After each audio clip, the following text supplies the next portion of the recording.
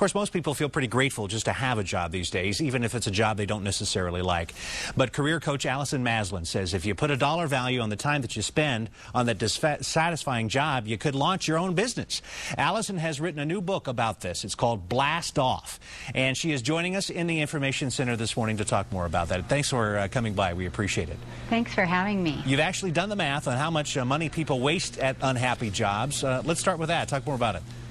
Well, in a recent study, 87% of people are miserable in their job. And we work about 75,000 hours from the age 25 to 65.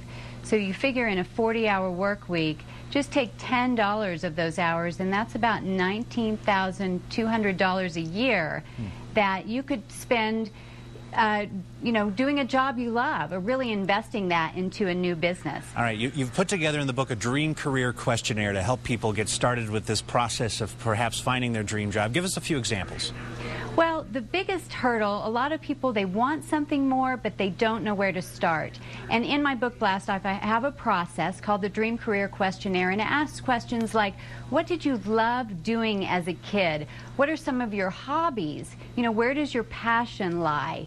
What books do you like to read? What movies do you like to watch? For instance, I had a woman come to me. She had a job for survival for years. She helped raise her 2 daughters as a single mom, but she was burnt out. She said, Allison, my spirit is dying. And we took her through this process. What came up was she loved fashion. So I helped her develop a beautiful online store called heavenspennies.com.